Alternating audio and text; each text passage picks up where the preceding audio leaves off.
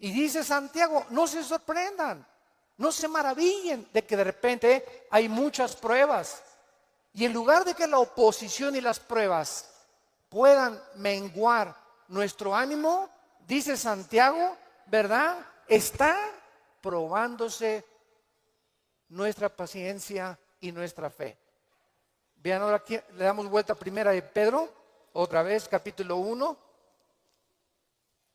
Y dice el versículo 6 y 7, en lo cual vosotros se alegran ahora, aunque un poco de tiempo, si es necesario, tengan que ser afligidos en diversas pruebas, para que sometida a prueba vuestra fe, mucho más preciosa que el oro, o sea, ¿por qué tiene que probar Dios nuestra fe?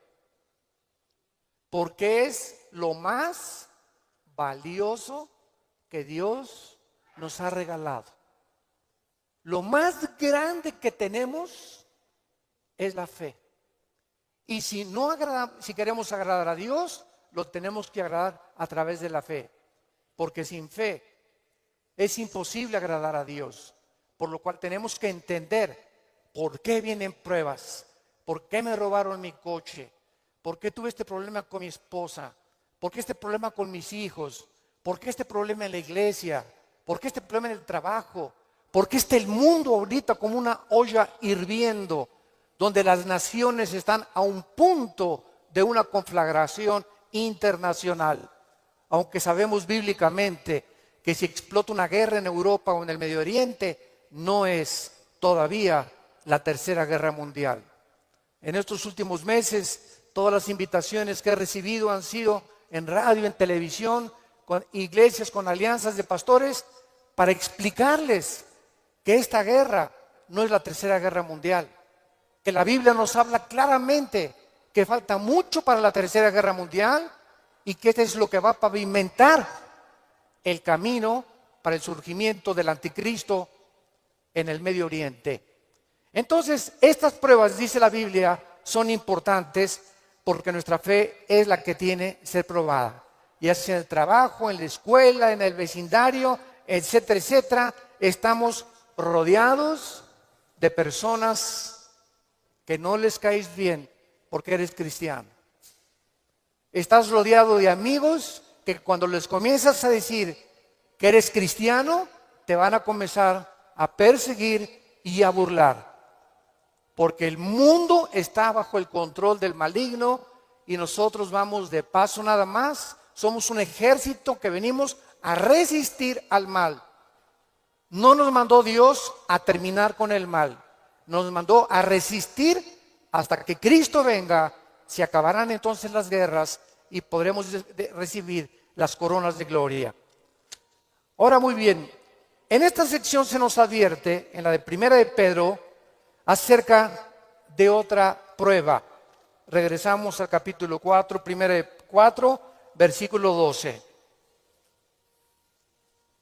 Y esta prueba es especial, porque le llama el Espíritu Santo fuego de prueba. ¿Qué hace el fuego? ¿Qué hace el fuego? Purifica. El fuego purifica y saca el verdadero valor. Las pruebas que nos vienen a nosotros es precisamente cuando un maestro no te hace exámenes. ¿Cómo va a saber el maestro si tú estás calificado para pasar a la preparatoria? Forzosamente tenemos que ser examinados, ¿verdad? Con pruebas. Ahora tú te puedes preguntar, ¿qué Dios no sabe si voy a pasar o no voy a pasar la prueba? ¿Para qué nos hace pruebas Dios? Los maestros, yo entiendo que es para saber el coeficiente intelectual o la intelectualidad o el conocimiento que tienen los alumnos. Pero Dios, ¿por qué nos prueba? ¿Cuál es la respuesta?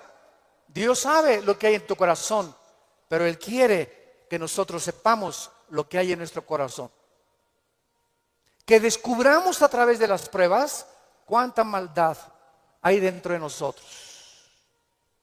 ¿Cuántas cosas hay dentro de nosotros que necesitan ser quemadas todos los días. ¿Cuántas cosas hay dentro de nosotros? Porque aunque seamos cristianos, seguimos teniendo el potencial de ir en contra de las leyes de Dios. Por eso dice en Gálatas 5, las obras de la carne son esto y esto y esto: fornicación, adulterio, borracheras, drogadicto, hechicerías, ocultismo, etcétera, etcétera. Un cristiano puede caer en las cosas que él practicaba antes de que fuera cristiano, si el cristiano abandona a Dios. Y cuando descubrimos la maldad que hay dentro de nosotros, ¿qué podemos hacer? Gritar como Pablo en Romanos 7: miserable de mí, en mí no mora el bien. El bien que quiero hacer no lo hago, lo que no quiero hacer, eso hago. Entonces encuentro que en mi mente me dice: no fumes. El cigarro te va a molar los dientes, la lengua, la faringe, el esófago, la tráquea, los pulmones, el corazón. ¿Y por qué sigo fumando? Veo otra ley. Mi mente me dice: estás mal, pero mi corazón me dice: hazlo. Y mi carne le gana a mi razonamiento. Y entonces Pablo dice: miserable de mí, y dichosos los que han descubierto esto. Oh Dios mío, ¿por qué volví otra vez a prender el canal de la pornografía? Yo no quería ver esa pornografía. ¿Por qué caí ayer con mis amigos y me emborraché la semana pasada? Soy cristiano, ¿por qué lo hice? ¿Por qué le grité a mi esposa como le debía haber gritado, como no debía haberle gritado? ¿Por qué lo hice? Y qué mal nos sentimos cuando comenzamos a descubrir esa maldad. Y qué buen síntoma es que digas: ¿por qué lo hice? Eso muestra que tenemos al Espíritu Santo, que nos está redarguyendo, que nos está diciendo: esto que hiciste está mal. Antes lo hacías y no te importaba y te dormías ni pedías perdón, pero ahora cuando pecamos nos damos cuenta, nos entristecemos, nos llenamos de una ansiedad tremenda en el corazón, porque no tenemos paz. Es la paz que nos quita Dios hasta que vengamos a la cruz y le pidamos perdón, y la sangre de Cristo nos limpia de todo pecado. Pero esta es la razón por la cual las pruebas Dios nos las manda, para que vayamos evaluándonos honesta, íntegra y sinceramente en qué nivel nos encontramos de espiritualidad. Vayamos a Santiago capítulo 1 otra vez con este versículo y vamos a ver algunas verdades prácticas antes de desarrollar el pasaje que acabamos de leer. Veamos algunas verdades prácticas de las pruebas. En primer lugar, las pruebas son algo común en la vida cristiana. Dice Santiago: cuando os halléis en diversas pruebas. En segundo lugar, estas pruebas, en segundo lugar, van a venir en diferentes categorías. De repente, estás tranquilo, eres deportista, tomas vitaminas, estás perfectamente sano y te vas a hacer unos exámenes de sangre, y las radiografías y la biometría hemática de sangre te dice el médico: tiene usted cáncer, o tiene usted diabetes, o padece usted un problema, ¿verdad?, renal, etcétera, etcétera. En el momento que oímos esta noticia, toda nuestra vida cambia. En ese momento dices: ¿qué me está pasando? ¿Cómo me pudo suceder esto a mí? Fue una prueba de fuego. O de repente tu hijo cayó y chocó, o tu hija se mató, o tu esposo se murió, o se cayó tu casa, o se incendió tu coche. Nunca sabemos qué va a suceder el día de mañana. Entonces tenemos que estar preparados para entender que estamos en un mundo donde somos vulnerables y donde cualquier cosa puede suceder, Y Dios lo va a permitir con un propósito siempre, siempre santo que va a resultar para un bien. Cuando oigas de ese accidente, de esa enfermedad y de ese problema, no lo entendemos. ¿Qué está pasando en la iglesia? ¿O qué pasó en mi casa? ¿O qué pasó con el gobierno? ¿O un golpe de estado? No entendemos cuando explota una bomba. Hay mucho humo y no se puede entender qué es lo que está pasando. ¿Qué es verdad? No hay verdad. ¿Será mentira? ¿Será melón? ¿Será sandía? Y no es hasta que el humo se va, pasa una semana o 2 semanas, cuando comienzas a ver y a entender. Si tú en esa prueba, escúchame muy bien, durante esa prueba que estás atravesando, no te sueltas, pase lo que pase en tu vida.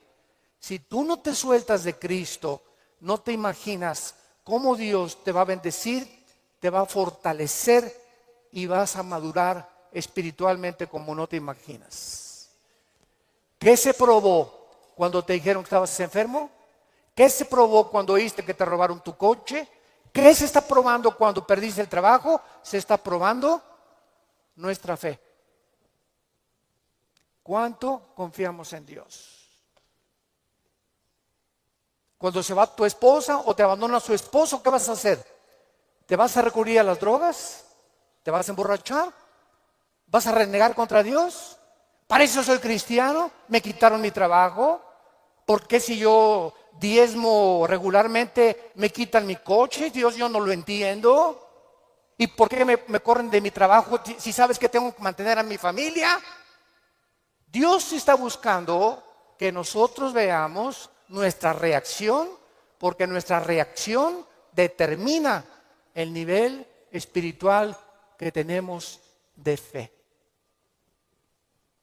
Y es precisamente en esas pruebas, en esas reacciones, donde Dios sabe cómo vas a reaccionar.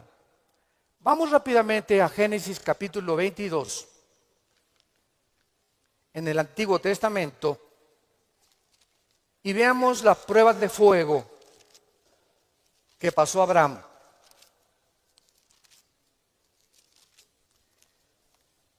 Abraham ya era un hombre maduro. Ya tenía el hijo de la promesa, Isaac. Y a Abraham se le llama en Romanos capítulo 4 el padre de la fe. Por algo será, ¿verdad? Por algo será, porque son las pruebas de fuego las que nos gradúan en el ejército de Dios. Las pruebas, no las muchas pruebas, nos van preparando, pero hay una prueba de fuego que es nuestra graduación. Cuando ya Dios se da cuenta que no importa lo que pase en tu vida, nunca te soltarás de Él. Nunca blasfemarás de su nombre, nunca te llenarás de rencor ni de amargura contra nadie. Hayan hecho lo que te hayan hecho o lo que nos hayan hecho, el veneno más grande que nos impide graduarnos es la amargura. Es el veneno más grande de la vida cristiana. Bueno, aquí se encuentra Abraham, capítulo 22 del Génesis, y dice: aconteció después de estas cosas, o sea, estas cosas son todas las pruebas que Abraham había atravesado, que probó Dios a Abraham. Abraham podría decir: ¿otra? Oye, ¿otra, Señor? ¿Es juego? ¿Otra prueba? Pero Adán, quiero decirte una cosa, Abraham. Esta prueba, ¿verdad? No te imaginas, va a ser la bendición más grande para tu vida y para 1000 generaciones después. A los que les interese la palabra prueba en el hebreo, es la palabra nasá, con H al final. Cuando dice probó, es la palabra nasá. Escuchen lo que significa probar en el hebreo: manifestar el corazón por medio de la presión. No es hasta que la presión viene a nuestras vidas que se sabe lo que tenemos escondido en el corazón. ¿No es cierto? No es bajo la presión donde se prueba el carácter de los hombres. Bajo la presión. Dice la Biblia, esto es lo que Dios quería hacer, poner presión en Abraham para darnos un ejemplo a nosotros de cómo reaccionar. ¿Y cuál fue la prueba de fuego que Dios le puso a Abraham? Dame a tu hijo Isaac, versículo 2.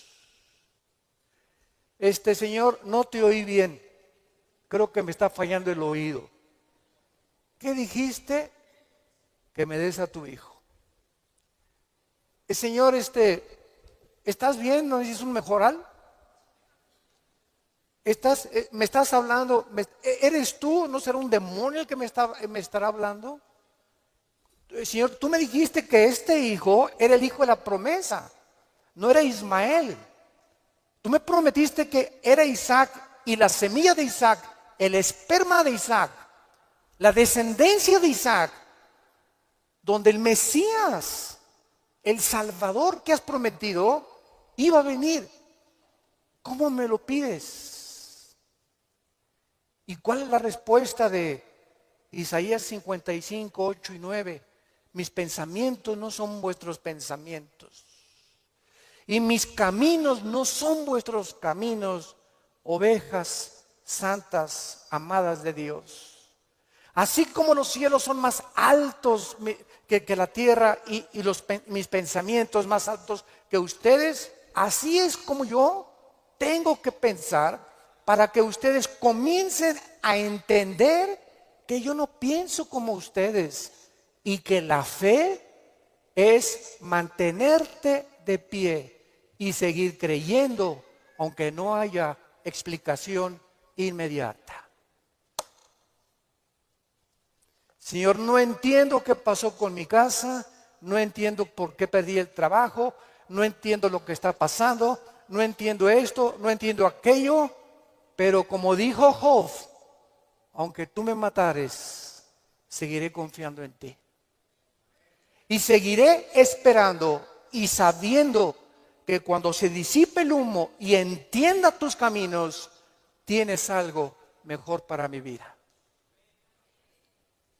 Esa es la fe. ¿Y qué hizo Abraham? No abrió la boca, no discutió. No vemos aquí que se puso al brinco con Dios. Abraham, Isaac, ven hijo mío. Muchachos, los siervos de Abraham, traigan la leña.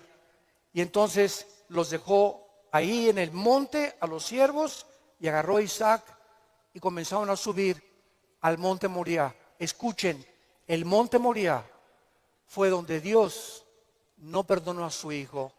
Dios perdonó a Isaac, pero Dios no perdonó en el mismo monte a su hijo Jesucristo 4000 años después. Y cuando iban camino al monte, le dice Isaac a Abraham: Padre, ¿dónde está el sacrificio? Y Abraham no le dice nada. Dios proveerá. Y entonces se acuesta Isaac y lo amarra a Abraham, y cuando levanta la mano, dice el versículo 10 y el versículo 11, y extendió Abraham su mano y tomó el cuchillo para degollar a su hijo. Entonces el ángel de Jehová le dio voces del cielo y dijo: Abraham, Abraham. Y él respondió: heme aquí. Y dijo: no extiendas tu mano sobre el muchacho, ni le hagas nada, porque ya conozco que temes a Dios, por cuanto no me rehusaste darme a tu hijo. Dios, síganme con cuidado, no estaba buscando el sacrificio de Isaac. Dios estaba buscando el sacrificio de las emociones y los sentimientos de Abraham.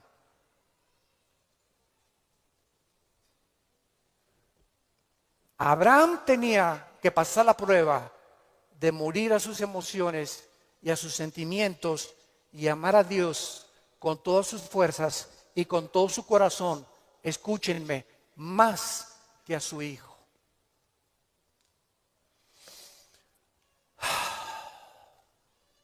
En el Nuevo Testamento se acercaron a Cristo, se los voy a explicar con más detalles, y le dijeron, ¿cuál es el más grande mandamiento? Y contestó Jesucristo, amarás a Dios con todo tu corazón, con todas tus fuerzas y con toda tu alma, y a tu prójimo como a ti mismo. Muy bien, hace algunos años yo orando le pregunté a Dios, porque alguien, ¿verdad?, me metió una idea satánica, un ateo, en un hotel, me acuerdo que se acercó y me dice, oiga, señor Alducin, el Dios que ustedes adoran es un misógino, es un ególatra, es un Dios que solamente busca a Él, a Él, a Él, que nada más dice, ámame a mí con todo tu corazón, más que a tu esposa, más que a tus hijos. ¿Cómo puede ser eso posible? Me dijo este ateo.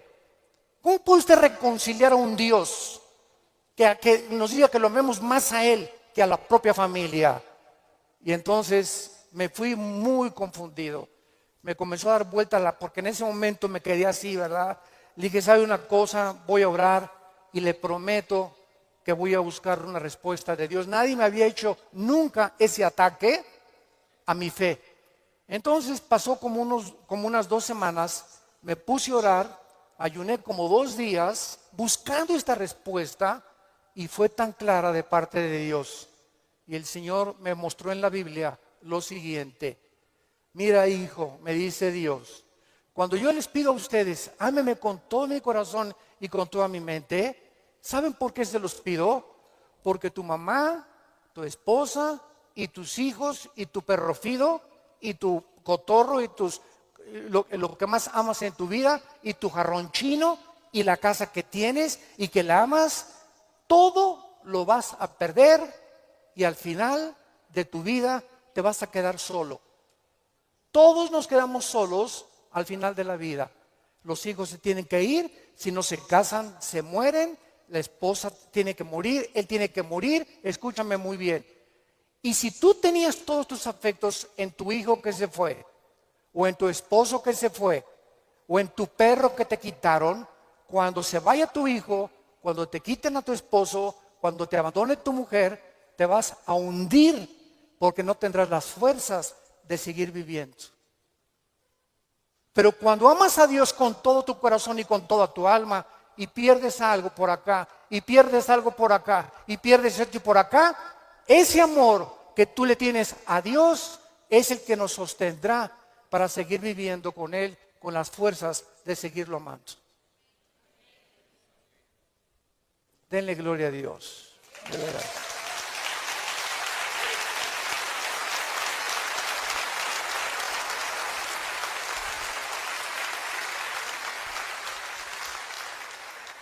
La fe es creer aunque no entendamos.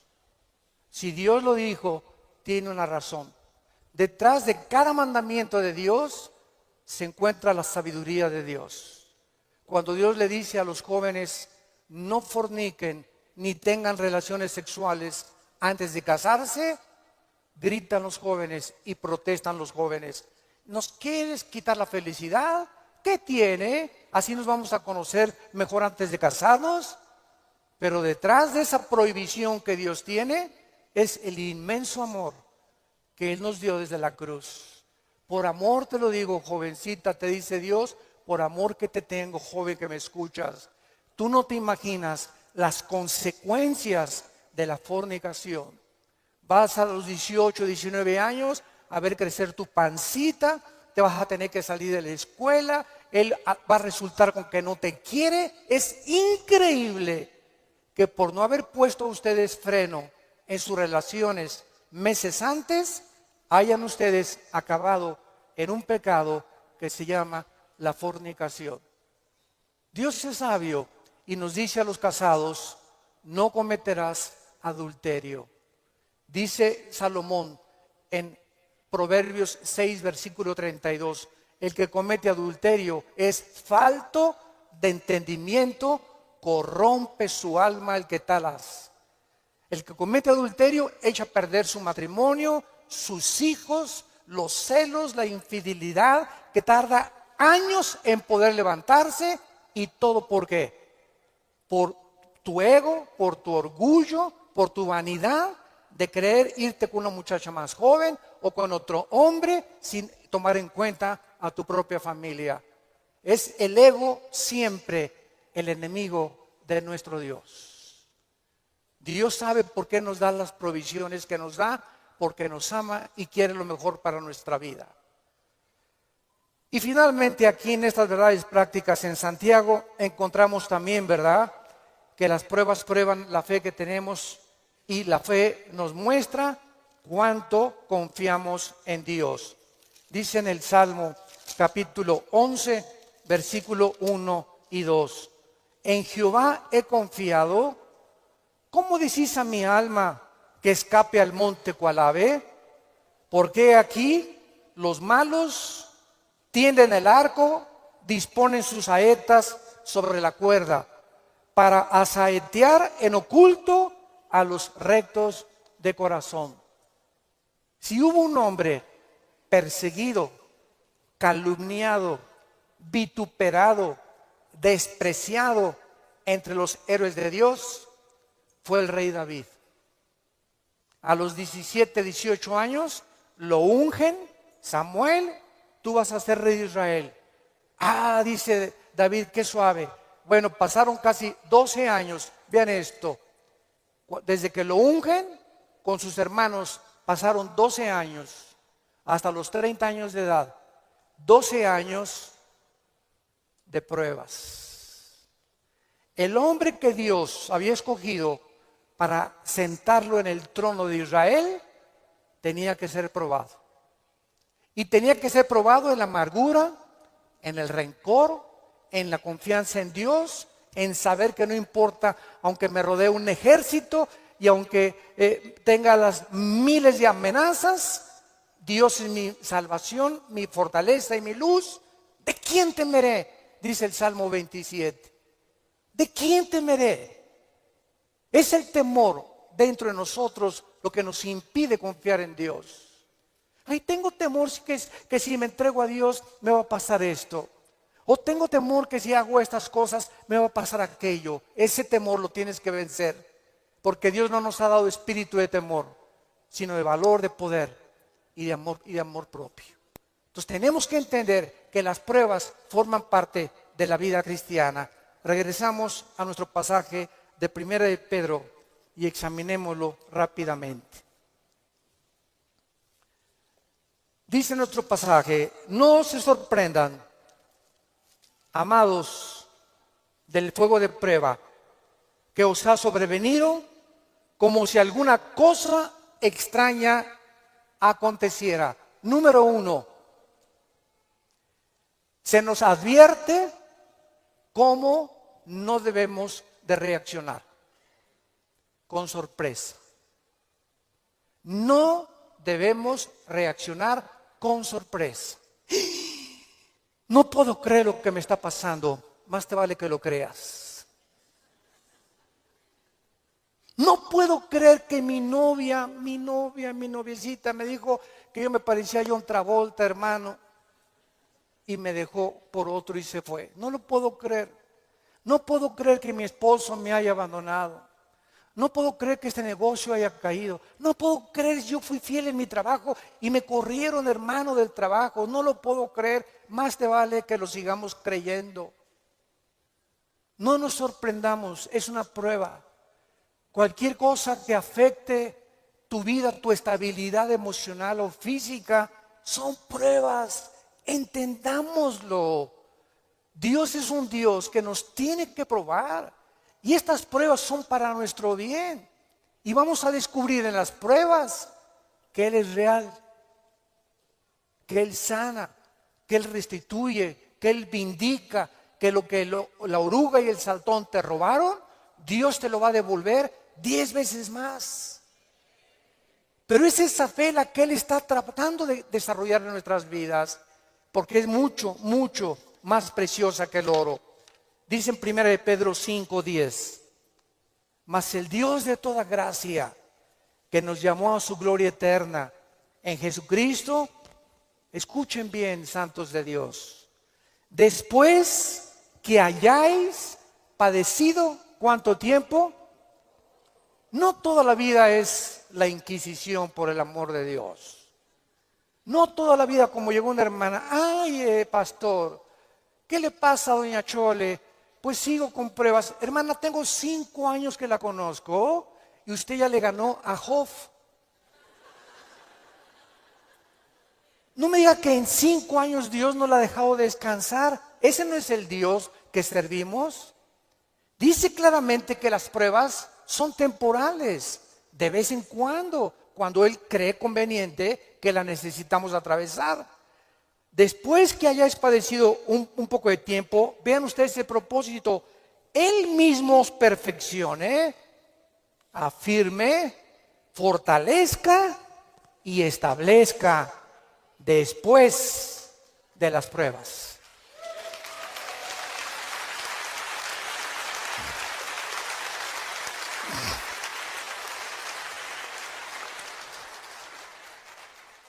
Ahora, veamos lo que tenemos que hacer.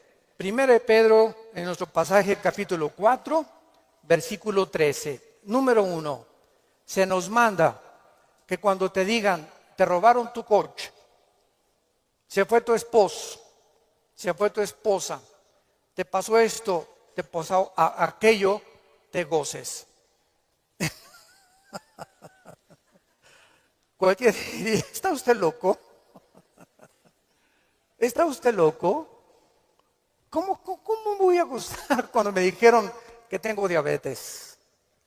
¿Cómo voy a gozar cuando me robaron la cartera, el cristalazo que me... Hermano, ¿no está viendo cómo estoy? Que tengo aquí un martillo para encontrar al que me rompió el carro. Le voy a dar un martillazo en la cabeza si me lo encuentro. O mi esposo, ¿verdad? Con la cara de cocodrilo. Qué bueno que se fue el cocodrilo y que se fue, ¿verdad? Ten mucho cuidado que tu reacción sea de gozo. Y les voy a explicar lo que se encuentra detrás. Cuando Job llegaron y le dijeron, quemaron tu rancho, tus camellos, tus ovejas, tus vacas y tus hijos. Y estoy seguro, por la clase de esposa que tenía, que si ella se lo hubieran llevado, hubiera estado más contento. Y a propósito, Dios se la dejó a ella. Yo entiendo cada vez más a mi Señor. No por ti, mi amor, ¿eh? Mi esposa no va a creer. Y entonces la esposa llega, ¿verdad? Y le dice a Job, maldícelo. Maldice a Dios. Y contesta Job y le dice a la esposa, vean la calidad moral y espiritual y de fe que tenía este hombre en Dios. ¿Qué acaso recibiremos de Dios solo lo bueno y no lo malo? Bendito sea el nombre de Dios, porque Él da y Él quita en su soberanía. Qué tremendo, ¿verdad?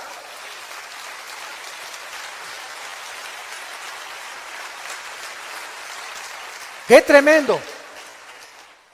Entonces, en ese momento, cuando somos asaltados por dudas y malas noticias, en otras palabras, porque son malas noticias, en ese momento tengamos mucho cuidado de no permitirle a nuestro corazón que nos gobierne la lengua, porque la abundancia del corazón habla la boca. Entonces, en lugar de preferir maldiciones o acusaciones, o eres tú Dios, o compartirlo con otras personas, híncate. Filipenses 4, 6 y 7. Híncate y dale a conocer a Dios, Señor, no entiendo lo que está pasando, no entiendo por qué me pasó esto, por qué esta enfermedad, oh Dios, no entiendo, pero quiero seguir confiando en ti. Solo te pido que mientras esto pasa y no lo entiendas, me fortalezcas y me muestres la razón para que yo pueda seguir bendiciéndote y adorándote. Es el tiempo más difícil de nuestra vida cuando no entendemos lo que está pasando. Vamos rápido a 2 Corintios capítulo 12. 2 Corintios capítulo 12 y veamos lo que le pasó al apóstol Pablo y la forma como él reaccionó. 2 Corintios 12.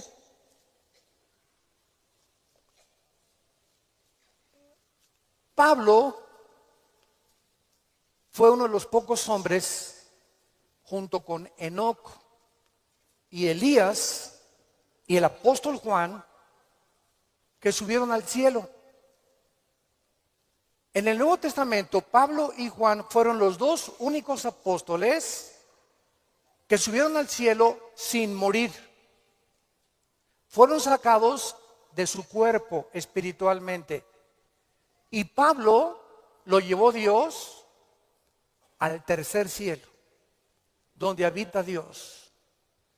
Y cuando Pablo regresó a la tierra, su espíritu salió de su cuerpo y su espíritu volvió a entrar a su cuerpo.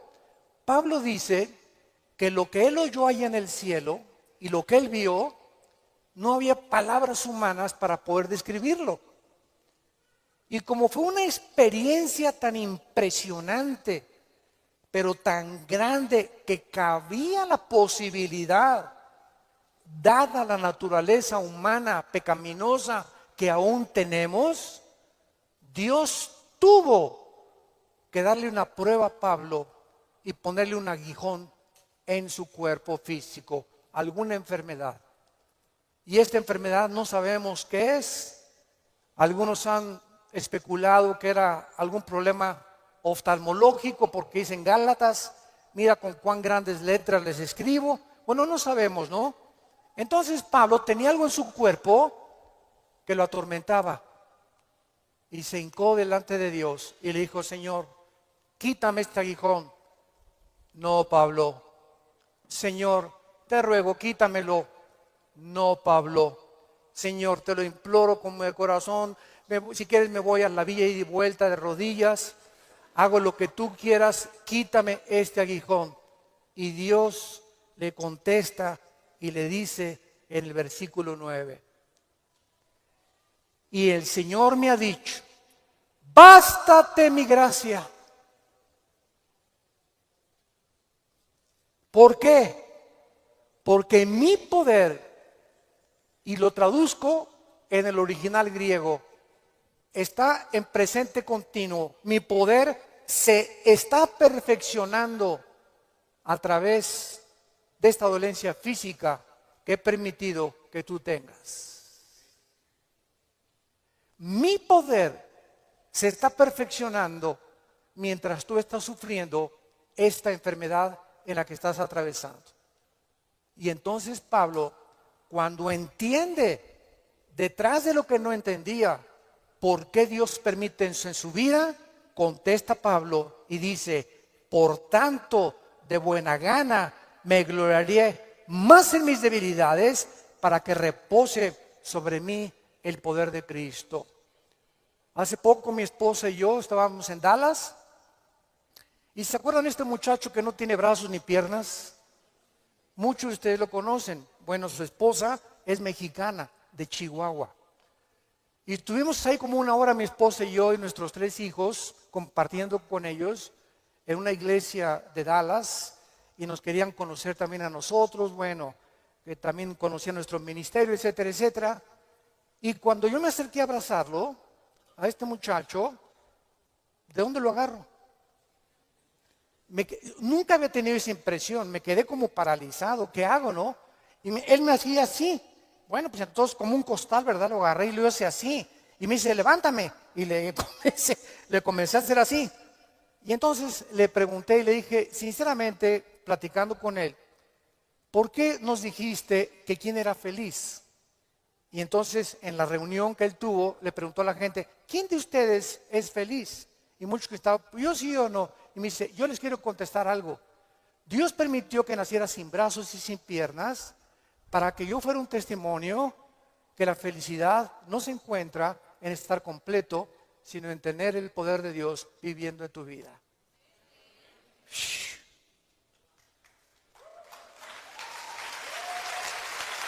¡Qué tremendo!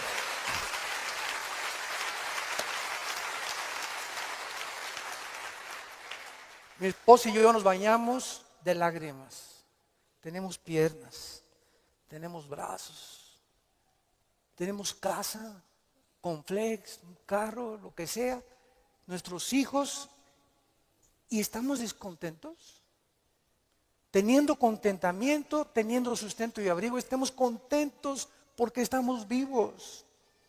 Nosotros estamos completos y él era más feliz que la mitad de los que fueron a escucharlo. Él riéndose, y era una felicidad, ¿no es cierto, Marta? Un gozo sincero. Él no estaba fingiendo, él estaba lleno del poder de Dios. Y transmitía en sus ojos esa paz, ese contentamiento, esa aceptación. Él dijo que a los 12 años se quiso suicidar porque todavía no había aceptado a Cristo. Y se metió y dice, ¿cómo me suicido? ¿Con qué? Ni modo que agarre una pistola y le haga así, ¿verdad? Se metió a la tina del baño y con la boca abrió la llave y se quería morir ahogado. Y cuando estaba el agua subiendo, muchos de ustedes que ya no oído su testimonio, yo lo traigo grabado en mi iPhone, dice que en ese momento dijo, si yo me quito la vida, nunca podré compensarles a mis padres y los haré culpables a mis padres, porque siempre se lamentarán porque yo nací así, y si hay un Dios, nunca conoceré el propósito por el cual permitió que yo naciera sin brazos y sin piernas. Y apagó la llave y le dijo, yo no entiendo, al año se convierte a Jesucristo. Y ha ganado millones de almas. Dios entre uno, dicen que hay uno entre 15 o 20 millones de seres humanos que nacen así. A este muchacho Dios lo escogió Dios para dar un mensaje al mundo. La felicidad no está en el dinero, ni en tener salud, ni en tener casa, ni en tener vehículos, sino si tú tienes a Jesucristo y la paz de Él que sobrepasa todo entendimiento. ¿Saben ustedes por qué el astrofísico Stephen Hawking negó a Dios antes de morir? Simplemente porque no pudo explicar sus sufrimientos. Su esposa lo dijo, la primera esposa, Stephen está enojado con Dios, con un Dios que no existe. Se amargó contra alguien que no existe. Y siempre estuvo repelando, ¿verdad? ¿Por qué? Si Dios es Dios, no lo sanaba y no lo levantaba de esa silla de ruedas. Hace poco ustedes escucharon el testimonio de Nicky, un muchacho sin brazos y sin piernas. Nació con el puro tronco nada más. Y cuando oye su testimonio dice que a los 8 o 9 años de edad, como no podía suicidarse, se metió y con la boca abrió la llave del baño para ahogarse. Y en ese momento él reaccionó y dijo, ¿pero qué es esto? Y comenzó a gritarle, Dios, si existes, dime la razón por la cual me trajiste hacia el mundo, sin brazos y sin piernas. Y entonces él entrega a los 11, 12 años de edad su vida a Jesucristo. Y no se imaginan ustedes los millones de almas que este muchacho, Nicky se apellida, ¿verdad? Nicky ha ganado en el mundo. Aquí lo tuvimos en México y mi esposa y yo, su esposa es mexicana y se han discipulado con nosotros desde hace muchos años. La esposa de él y la familia de ella también. Ahora ya van a ser papás otra vez. Así como lo ven, pero juguetón. Gracias a Dios por su vida. Entonces, podríamos nosotros realmente, porque esta es la espada y este es lo que esgrimen los ateos, los escépticos, los agnósticos, es que ¿por qué si hay un Dios hay un sufrimiento? ¿Por qué es? Entonces, como no pueden entender y no tienen respuestas y no las van a tener fuera de la Biblia, se encierran en una cárcel. Y en lugar de que este hombre hubiera podido escuchar a su esposa, bueno, ok, tú me dices que es un Dios, dime por lo menos, o explícame por qué permite el sufrimiento. Pero ni siquiera quiso hacer eso. Negó completamente todo contacto con la Biblia. Y esta es la razón de esta serie que me he propuesto comunicarles a todos ustedes y a todos los que nos escuchan a través de las redes sociales, porque es el tiempo que seamos luz. El mundo está pidiendo respuesta a los políticos, astrofísicos, ateos, agnósticos, escépticos, etcétera, etcétera. Las universidades en Latinoamérica están llenas de ateos. infectando las mentes de nuestros hijos, incitándolos a una revolución, incitándolos a la violencia, porque ellos creen que a través de esta violencia y de este idealismo pueden ellos hacer un cambio en México social, o en Veracruz, o en cualquier otra nación. ¿Por qué? Porque hay un idealismo en la juventud que no tiene respuestas, y nosotros somos la luz del mundo. Ya es hora que brillemos, ya es hora que levantemos la lámpara. Todos los 70s, 80s y 90s del siglo XX persiguieron a la Biblia, persiguieron al cristianismo, persiguieron a los pastores en Latinoamérica. Yo recuerdo cuando fui a la universidad a la conferencia en la Facultad de Filosofía y Letras, cómo querían burlarse todos. Ay, ya llegó el padrecito, así me decían, ya llegó el padrecito. A ver de qué nos va a hablar el padrecito, porque como ellos no tienen respuestas, creen que nosotros tampoco las tenemos. Y cuando nos enfrentamos a auditorios y les demostramos que hay más evidencias científicas en la creación bíblica que en la famosa teoría de la evolución. Cuando alguien te diga y tú le preguntes, bueno, ¿cuál es tu punto de vista o tu perspectiva de cómo te imaginas que creó el universo? ¿Qué te van a contestar? Pues por ahí anda una enseñanza, una ideología que se llama el Big Bang, o la grande explosión traducida. ¿Y qué significa esto? Que pues los físicos y se imaginan, porque no se puede probar científicamente, que pues comenzó con una explosión en el universo. Y entonces de esa explosión se formó todo lo que nosotros vemos. Cuando las propias leyes de la física, la primera y la segunda ley de la termodinámica, contradicen el Big Bang. Virgen del Socorro. Me atrevo a decir esto. La misma física que dice la primera ley de la termodinámica, nada se crea ni se destruye. La segunda ley, todo tiende al desorden, a la oxidación, a la destrucción, a la corrupción. Nunca del desorden se ha formado el orden, por el amor de Dios. Entonces, ¿cómo podemos estar defendiendo una teoría que la aceptamos ciegamente? Porque mi maestro me la enseñó. Porque tu maestro no tiene ninguna otra explicación. Y como dijo Don Teofilito, como decimos aquí en México, ni la tendrán si no vienen a la Biblia. Porque por medio de la ciencia y por medio de la intelectualidad, que es limitada, el ser humano no puede traspasar y trascender la dimensión espiritual, la dimensión del mundo invisible. Entonces el intelecto choca contra las cosas que no entiende y al llegar ahí se vuelven locos. Entonces no puede el ser humano comprender la inmensidad del universo que nos rodea, ni los caminos ni los pensamientos de Dios, porque son más altos que los nuestros. Dios tuvo que bajar hace 2000 años en la persona de Jesús para Él comunicarnos y revelarnos los secretos que se encuentran detrás de su universo, de su soberanía, de la tierra, de dónde venimos, los animales, la genética y la ciencia, que continúan como demostrando y comprobando simplemente que la Biblia tenía la razón. Y es hora de hablar, y es hora de tener una confrontación directa, porque el mundo se está hundiendo en la confusión teológica, en la confusión ideológica. Los gobiernos los invitamos al próximo desayuno en junio, ya les dieron su volante titulado El fracaso de los gobiernos humanos. Otra vez, ¿verdad? Vamos a examinar todos los gobiernos, nazismo, fascismo, monarquías, democracias, etcétera, etcétera. ¿Por qué ninguno ha funcionado? ¿Por qué siguen peleándose? ¿Por qué ahorita ya los partidos políticos en todas partes del mundo, ya sus convicciones, los estatutos en los que formaron sus partidos están deshaciéndose y contagiándose con el otro? Es como si nosotros dijéramos, soy cristiano pero me voy a juntar con los mormones y con los musulmanes. Cuando los principios de los musulmanes, los principios de los mormones y el cristianismo se contradicen unos a otros. Entonces, ¿creo realmente que mis convicciones son reales y es la verdad? ¿O necesito otras ideologías porque no estoy seguro de lo que yo creo? Es una tristeza, se están derrumbando ante nuestros ojos todas las ideologías y todas las filosofías del mundo. Los sistemas de pensamiento están confundidísimos como jamás lo habían estado.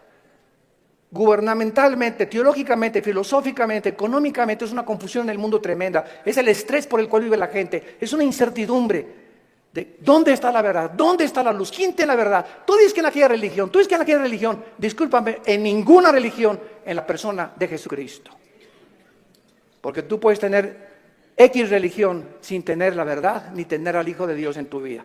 Él fue el que vino y nos dijo, no los católicos, no los evangélicos, no los nazarenos, no los mormones. Jesús dijo, yo soy la verdad. Y cuando Él entra a tu vida, se te caen las vendas. Y de alguna forma el entendimiento se nos comienza a expandir. Y solo Dios, el Espíritu Santo, puede hacer que nuestra mente se abra para que cuando vengamos a la Biblia podamos entender, porque la Biblia, el autor es el Espíritu Santo, necesito al Espíritu Santo morando en mí para comprender los pensamientos de Dios. Ven a la Biblia sin el Espíritu Santo y vas a chocar contra los pensamientos de Dios. Porque el hombre natural no entiende las cosas del Espíritu, porque para él son locura. Porque estas cosas no se intelectualizan, estas cosas se disciernen espiritualmente.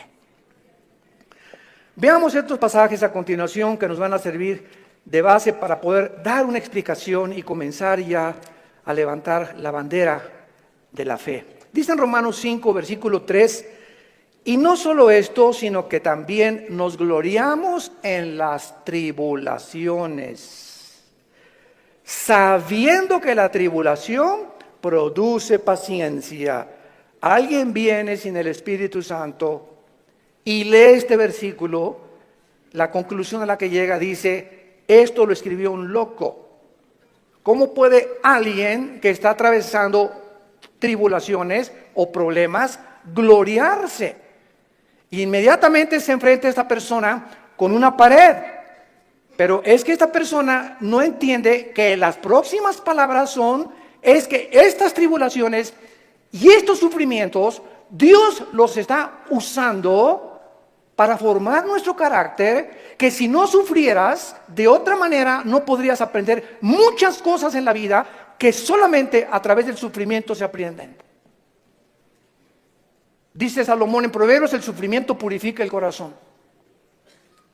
Esta es la razón por la cual comenzamos ya a entender, y cuando comenzamos a entender los pensamientos de Dios, y aunque no vamos a ser libres de sufrimiento, por lo menos Dios va a entrar a nuestra vida y nos va a dar una esperanza para que en ese valle de sombra y de muerte tengamos paz. Para que en medio de las tribulaciones que tú estás atravesando y en medio del divorcio que estás ahorita enfrentando y el abandono de tu esposo y el abandono de tu esposa y el abandono de tus padres, por lo menos en medio de ese horno de fuego que tú estás atravesando, Jesús está contigo. Y aunque no se va a acabar hasta que Él venga a todas estas cosas, Él nos da la fuerza para resistir hasta el final con gozo. Y la paciencia solamente es el fruto de las pruebas y las tribulaciones. ¿Se imagina lo que la Biblia dice? ¿Y para qué quiere la paciencia, Señor? Si no tienes paciencia, te vas a casar con el chavo equivocado. Si no tienes paciencia, te vas a casar con la muchacha equivocada. Si no tienes paciencia y eres una persona impulsiva que compras y vendes, etcétera, etcétera, sin meditar ni reflexionar nada, vas a comprar la casa equivocada, el carro equivocado, el viaje que Dios no quería que hicieras lo vas a hacer por tu impaciencia, porque por naturaleza somos impacientes. Entonces la Biblia nos comienza a abrir los ojos y nos dice, espérame tantito, la paciencia es una virtud elemental para que puedas tomar decisiones y no te arrepientas el día de mañana. Pues yo quiero la paciencia, Señor. Viene entonces el fuego de la prueba. No tengas miedo de las tribulaciones. Mi esposo, hermano, parece un martillo conmigo y duro y duro y duro y duro. Hermana, pues mientras más, te está haciendo tu esposito, sin que te des cuenta, estás desarrollando una capacidad para aguantar. Que si no quieres hacer eso, pues sácate un cuchillo y vete sobre él entonces. Y acaba con tus problemas. Hace muchos años, quiero irme con mucha calma con estas conferencias porque son muy importantes y tratar no se imaginan, oren por nosotros, por mi esposa y por nosotros, nuestros hijos. Necesitamos mucho de las oraciones de todos ustedes. Y le pido a Dios mucha oración, que siempre que yo estoy enfrente de un público pueda yo tener la capacidad de explicar su bendita y profunda palabra. Hace muchos años había un dramaturgo inglés llamado Oscar Wilde. Y él hizo muchísimas obras de teatro. Yo me acuerdo, tenía como 18, 19 años de edad. Formé parte de un elenco teatral llamado Hamlet. Y en una de las cosas que yo tenía que declarar durante el escenario, en el teatro, representando a Hamlet, ¿verdad? Dice así la obra de William Shakespeare: morir, dormir, no más. ¿Qué es más levantado para el espíritu? ¿Levantar las armas contra un piélago de calamidades y haciéndole frente a acabar con ellas? ¿O esperar el sufrimiento y dormir y morir no más? En otras palabras, este dramaturgo, que no era cristiano, pero creía en Dios, Oscar Wilde, y tenía problemas morales, ¿verdad? No nos vamos a meter con eso ahorita. Oscar Wilde pudo entender que en la vida es o mueres o vives. Ahora, escojo vivir, aguántate. Decía mi papá, no chille, agarre piedras.